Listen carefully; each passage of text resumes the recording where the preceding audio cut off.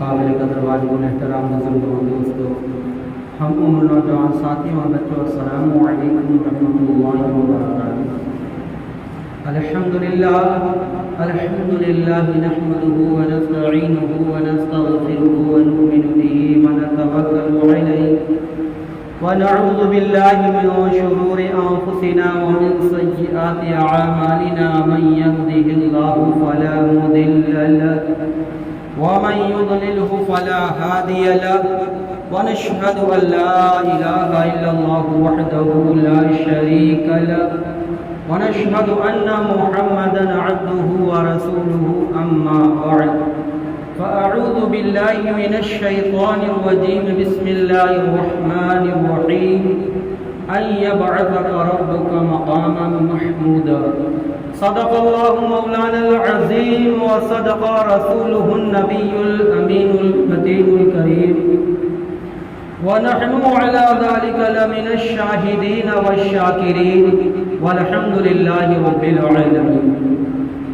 آئیے ہم اور آپ مل کر نہایت ہی ادب و احترام کے ساتھ گنبد خضرا کے جانب لو لگا کر درود پاک پڑھیں، اللہم صلی علی سیدنا و مولانا محمد وبارک وسلم صلاۃ و سلاما علیک یا رسول اللہ صلی اللہ تعالی علیہ وسلم۔ اعلی حضرت عظیم المرتبت مجدد دین و ملت علیہ رحمت رضوان آقا کی مدح سرائی کرتے ہوئے نعت پاک لکھتے ہیں کہ عرش حق ہے مسند رفعت رسول اللہ کی، عرش حق ہے مسند رفعت رسول اللہ کی، دیکھنی ہے حشر میں عزت رسول اللہ کی، اور قبر میں لہرائیں گے تا حشر چشم نور کے، قبر میں لہرائیں گے تا حشر چشم نور کے، جلوہ فرما ہوگی جب طلعت رسول اللہ کی، اور وہ جہنم میں گیا جو ان سے مستغنی ہوا، جو نبی کو چھوڑا ہے، نبی کی توہین کی، وہ جہنم میں گیا جو ان سے مستغنی ہوا، ہے خلیل اللہ کو حاجت رسول اللہ کی، اور ذکر روکے فضل کاٹے نقص کا جویا رہے۔ کلمہ پڑھنے والا اپنے آپ کو نبی کا دعویٰ کرتا ہے کہ ان کے امتی ہیں، اور جہاں نبی کی تعریف کی بات آ جائے، جہاں پر نبی کے عزت و مراتب کی بات آ جائے، تو ان کے فضائل و کمالات درجات کو چھوڑ کر ان کی توہینی کرے، ان کی توہینی کے جو جملے استعمال کرے ان کے شان میں، کہ نبی کو اتنا مانو ایک بڑے بھائی کی طرح، نبی کے علم کے جو ہے مثال چوپائے بچوں اور جانوروں سے تشبیہ دے، تو ذکر روکے فضل کاٹے نقص کا جویا رہے، نبی کے عیب کو تلاشتا رہے، پھر کہے مردوں کی میں امت رسول اللہ کی۔ کتنے نبی کی توہینیوں کے جملہ استعمال کرتا ہے، اور پھر کہہ رہا ہے کہ ہم امت رسول اللہ کے ہیں، قطعی نہیں۔ تو وہ جہنم میں گیا جو ان سے مستغنی ہوا، ہے خلیل اللہ کو حاجت رسول اللہ کی۔ آگے فرماتے ہیں اعلیٰ حضرت، آگے کیا فرماتے ہیں؟ تجھ سے اور جنت سے کیا مطلب وہابی دور ہو۔ وہابی جانتے ہیں؟ ابھی بہت سے لوگ اس کی بنیادی بات ہی کو نہیں جانتے۔ ہم سلام نہیں پڑھے تو ہم سلام نہیں پڑھے، فاتحہ نہیں کیے تو ہم وہابی ہیں، اور جو سلام پڑھے فاتحہ کرے وہ سنی ہے، حالانکہ اس بنیاد پر مدار نہیں ہے سنیت کی۔ سنیت کی مدار اہل سنت والجماعت مسلمان وہ ہے جو اللہ اس کے رسول سے محبت رکھتا ہے، اور جو قانون شریعت نے جو عقائد مقرر کیے ہیں ان باتوں کو تصدیق کرتا ہو، دل سے مانتا ہو، اصل میں وہ صحیح مسلمان ہے۔ تو وہ تجھ سے اور جنت، اور وہابی کی بنیاد تو اسی پر پڑی ہے، وہ نبی کی توہینی کی ہے۔ وہ نبی کی توہینی کیا کی ہے؟ بعض لوگ جانتے ہیں، بعض لوگ نہیں جانتے۔ یہ رہنے والا کہاں کا تھا؟ آج ایک وہابیوں کی جماعت ہے، ان کے بارے میں جب آپ تاریخی ہسٹری بات جب جانیں گے، سنی کون ہیں، ان کے بنیادی اصول کیا ہیں، کس کو کہتے ہیں اہل سنت والجماعت؟ ہم لوگ الحمدللہ اہل سنت والجماعت کے ماننے والے ہیں، مگر جاننا چاہیے کہ کون سی جماعت ہے، ان کے اصول کیا ہیں، اور وہابی کون ہے، کہاں کا ہے؟ یہ عرب کا رہنے والا تھا، اس کا اصل میں محمد بن عبد الوہاب، یہی وہ شخص گمراہ ہوا انگریزوں کے مال و دولت کی لالچ میں، اور یہ شخص جب گمراہ ہوا تو بڑے بڑے عالموں کو شہید کرا دیا، اور کیا کہتا تھا معلوم ہے؟ ایک کتاب ہے تاریخ نجد و حجاز، جسے آج عرب میں ریاض کہتے ہیں، اس کو اللہ کے رسول نے نجد قرار دیا تھا، اور فرمایا کہ یہیں سے شیطان کی سینگ نکلے گی، یعنی شیطان کا ظہور یہیں سے ہوگا جو ہر جگہ پھیل جائے گا۔ وہ عالموں کو قتل کراتا تھا اور کہتا تھا کہ توبہ کرو کفر و شرک سے، اب ہم صحیح معنی میں مسلمان ہوں، اگر اس کو قبول کرتے ہو تب تم بچو گے، نہیں قتل کرا دیے جاؤ گے۔ تو جانتے ہیں خاندان سے کبھی ڈرتا نہیں، تو انہی کے خاندان میں سے ایک فرد نے کہا اچھا یعنی پہلے والے مسلمان نہیں، اب تم مسلمان صحیح ہوئے ہو، تمہارے عقیدے پہ جو عقیدہ رکھے وہ مسلمان ہے، تو اچھا یہ بتاؤ تمہارے باپ کون تھے؟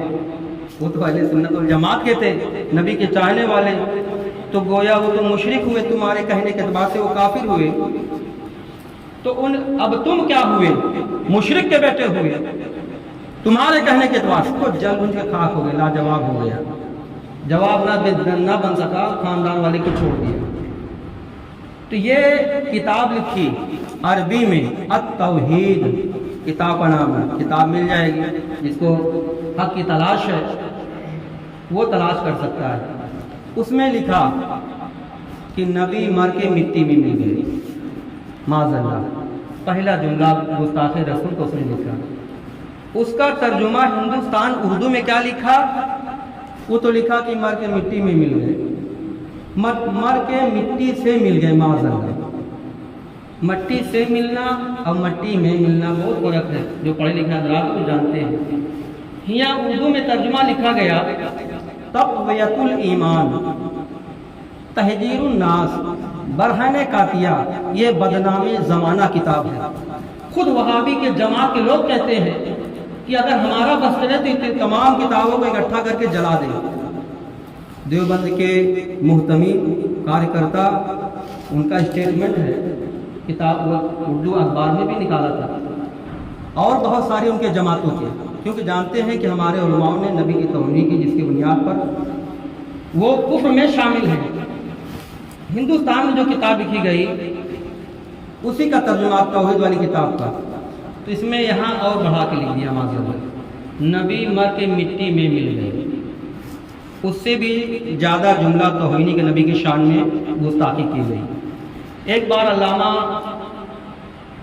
ارشد جو ہے ٹرین میں سفر کر رہے تھے، ایک وہابی جماعت کا ملا، وہاں سو گئی، تو کہا اچھا یہ بتاؤ، جو سنی جماعت کے تھے، کہا ایک ڈنڈی دی، مثال بہت، ایک ہوتا ہے عقلی جواب، ایک ہوتا ہے کتاب سے جواب دینا، ایک ہوتا ہے کہ فوراً عقلی جواب، عقل سے جواب دیں۔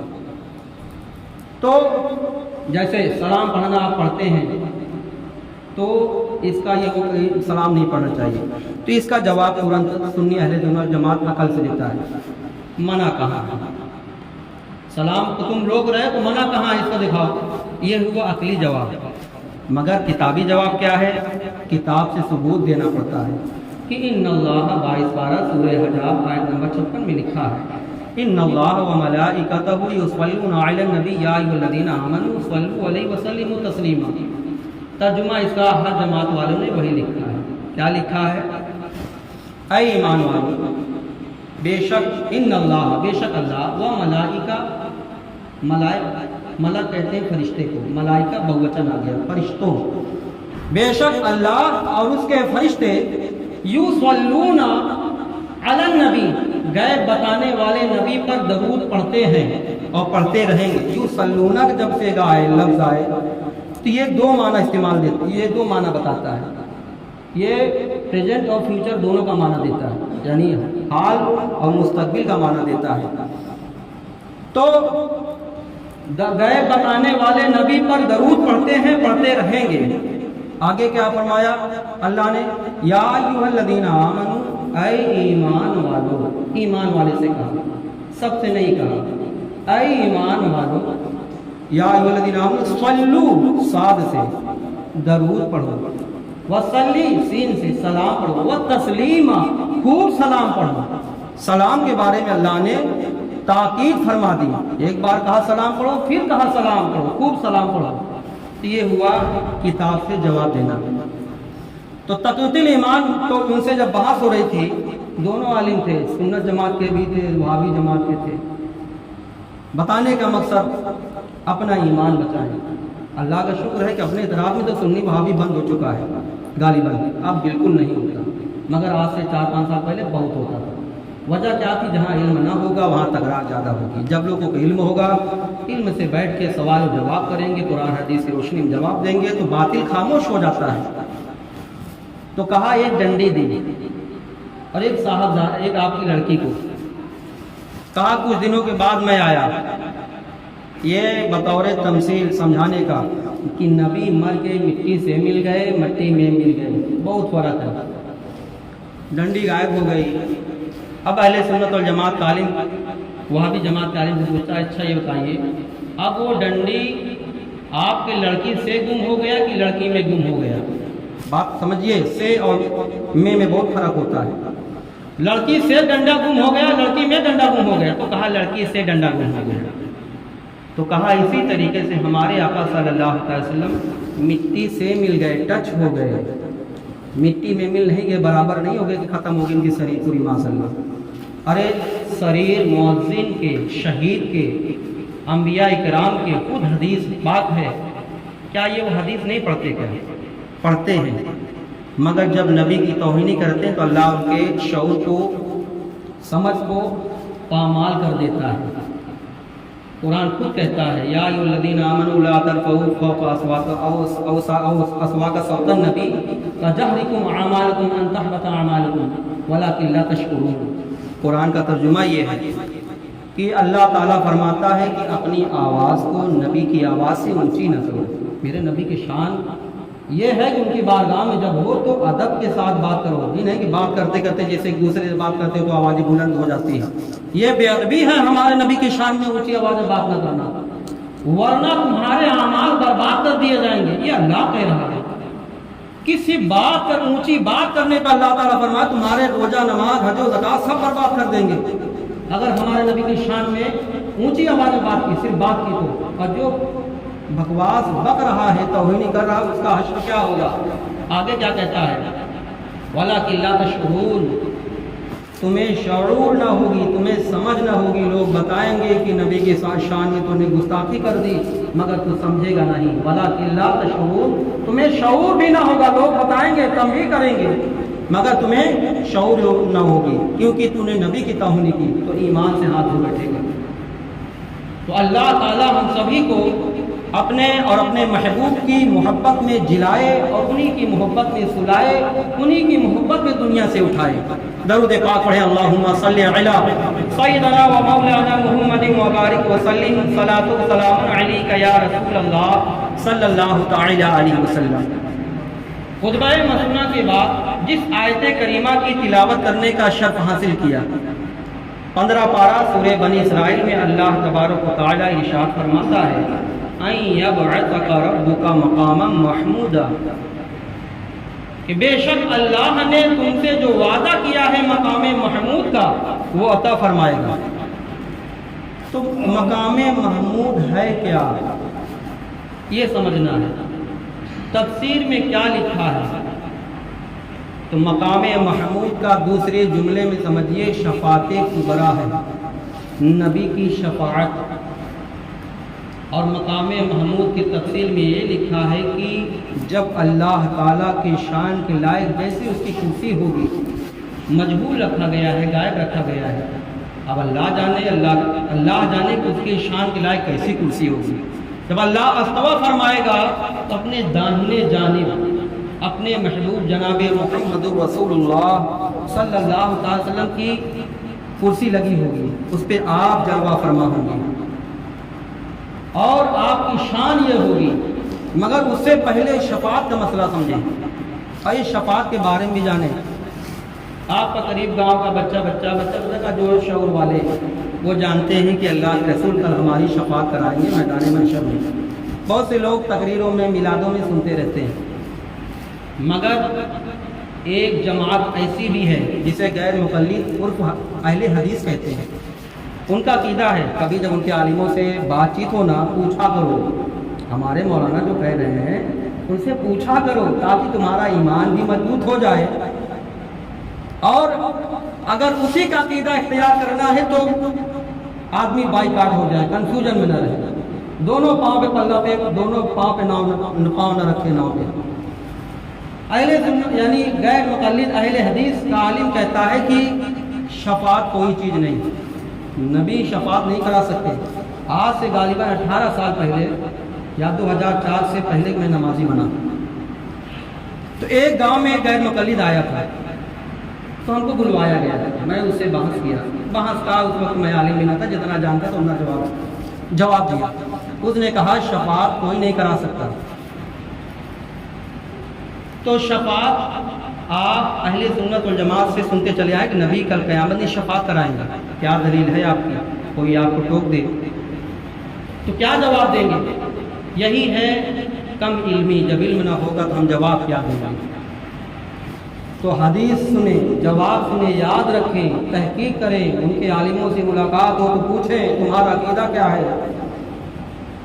تو وہ آپ جانتے ہیں، ابھی میں آپ کو بخاری کی حدیث سناؤں گا، اس سے پہلے یہ بچہ جب ختم ہو جاتا ہے تو آپ جانتے ہیں نا کہ آپ میں بہت سے لوگ حدیث جانتے ہوں گے کہ نابالغ بچے جو ختم ہو جاتے ہیں کل قیامت کے دن اپنے والدین کی شفاعت کرائیں گے، اللہ سے جھگڑیں گے۔ حدیث پاک میں آیا تم کس کی مجال اللہ سے جھگڑے، وہ ہے اس کی تعویل کی گئی کہ اللہ کی بارگاہ میں مچلیں گے۔ اللہ کہے گا تو بے گناہ ہے، چلا جا جنت میں۔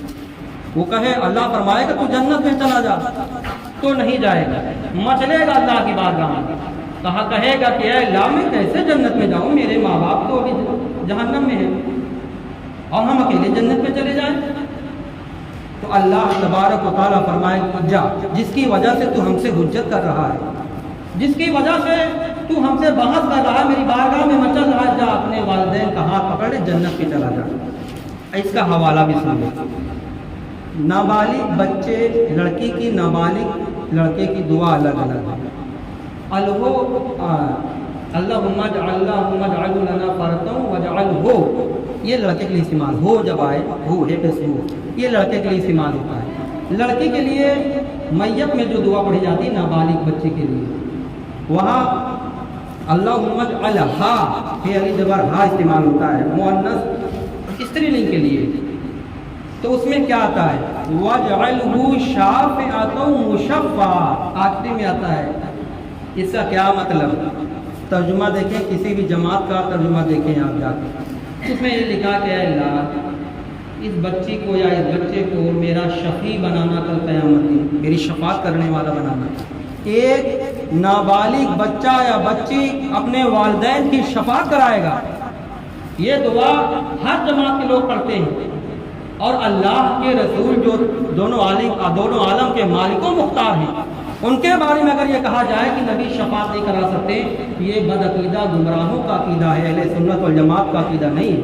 اہل سنت والجماعت کا عقیدہ ہے کہ آپ آقا صلی اللہ تعالی علیہ وسلم شفاعت کرائیں گے۔ درود پاک پڑھیں، اللہم صلی علی سیدنا مولانا محمد وبارک وسلم صلاۃ و سلام علیک یا رسول اللہ صلی اللہ تعالی علیہ وسلم۔ اسی لیے اعلیٰ حضرت فرماتے ہیں، تجھے جانا تجھے مانا، نہ رکھا غیر سے کام، للہ الحمد میں دنیا سے مسلمان گیا۔ ایمان بچانا اتنا آسان ہے؟ کہیں یہ چائے پہ آدمی بک جاتا ہے، کہیں ایک احسان پہ بک جاتا ہے، کہیں کسی چیز پہ بکا جا رہا ہے، کہیں پارٹی کی بنیاد پر اپنی جماعت کو چھوڑ کر دوسری جماعتوں میں چلا جا رہا ہے۔ مگر جس کا ایمان کے ساتھ دنیا سے رخصتی ہو جائے، وہی انسان کامیاب ہے۔ اور اس کے بعد یہاں تو ایمان بچا کے چلا گیا، اصل امتحان تو قبر میں ہے، جب فرشتے 3 سوال و جواب کرتے ہیں کہ تمہارا رب کون ہے، تمہارا دین کیا ہے، تمہارے رسول کون ہے۔ یا تیسرے سوال کے بارے میں آتا ہے کہ تم ان کے اس عظمت والے شخص کے بارے میں کیا کہتے ہو، مر رب کا، ما دین کا، مر رسول کا، اور مر رسول کا جگہ پر ما تقول شان حاجہ رجوع کا استعمال آیا بخاری شریف میں۔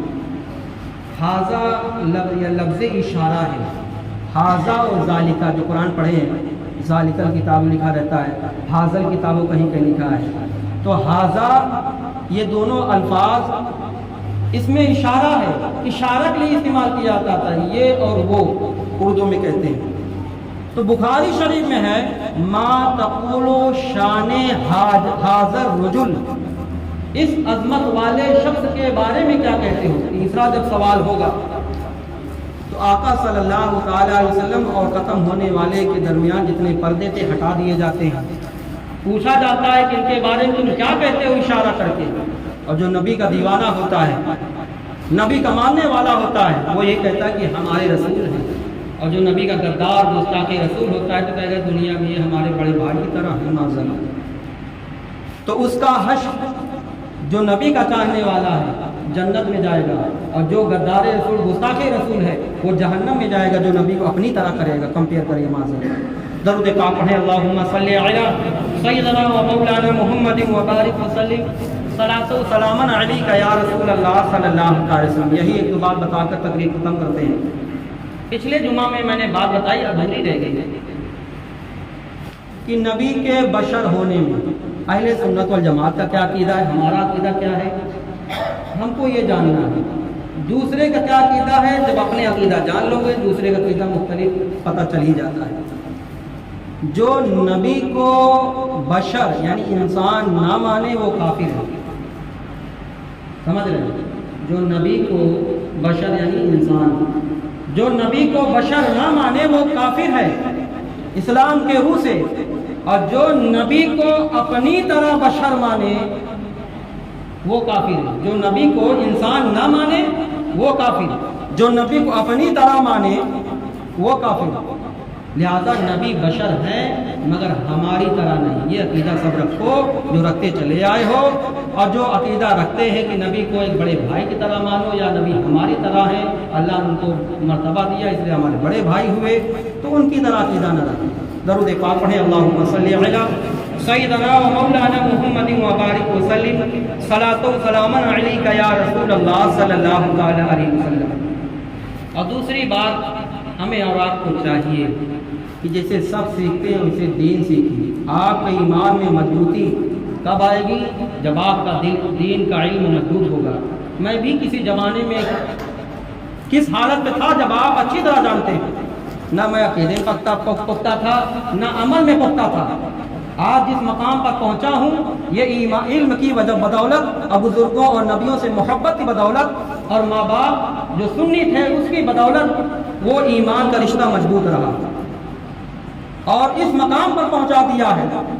اپنا ہو یا پرایا ہو، میں رعایت نہیں کرتا نہ رعایت کروں گا، اللہ کرے کسی پر میں قائم رہوں۔ میرا سگا بھائی بھی ہو اگر گمراہ ہو جاتا ہے تو میں اس سے بھی ایمانی رشتے جو ہوتے ہیں وہ ختم ہو جاتے ہیں، نہ میں اس کی نماز جنازہ پڑھ سکتا ہوں اور نہ اس کی میت میں شامل ہو سکتا ہوں، نہ گیا ہوں اور نہ جاؤں گا کسی کی، کیونکہ اہل سنت والجماعت کہتا ہے کہ ہر مسلمان کی مٹی میں جانا ثواب ہے، مگر جو مسلمان ہو، مگر جو نبی کے غداروں کی جماعت کو صحیح مانتا ہو اور ان کی جماعت کی باتوں کی تعریف کرتا ہو وہ اسی میں سے ہے۔ من تشبہ بقوم، جو جس قوم سے مشابہت رکھی وہ اسی میں سے ہے۔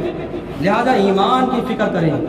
پیرانے پیر کو آپ جانتے ہیں اتنے بڑے ولی ہیں، یہ حنبلی ہیں، یہ حنفی نہیں، ہم لوگ حنفی ہیں۔ امام اعظم ابو حنیفہ کے مقلد ہیں، 4 مصلے ہیں، چاروں برابر، تو مالکی، شافعی، حنبلی، حنفی، ہم لوگ حنفی ہیں۔ امام غوث پاک رضی اللہ تعالی حنبلی ہیں۔ پیرانے پیر فرماتے ہیں، وہ فرماتے ہیں کہ سب کہتے ہیں آج عید کا دن ہے، مگر ہمارے لیے عید کا دن کون سا دن ہوگا جانتے ہیں؟ جس دن میں ایمان بچا کر دنیا سے گیا، اصل عید کے دن میرا وہ دن ہوگا۔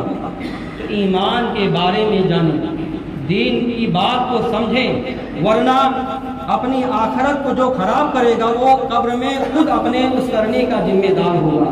درود پاک پڑھیں، اللہم صلی علی سیدنا و مولانا محمد وبارک وسلم، صلاۃ و سلام علیک یا رسول اللہ صلی اللہ علیہ وسلم۔ آخری میں بات کہ الحمدللہ جو بھگولا ڈیگ وغیرہ جو آیا ہے وہ عوام کے بارے میں جانکاری ہونی چاہیے۔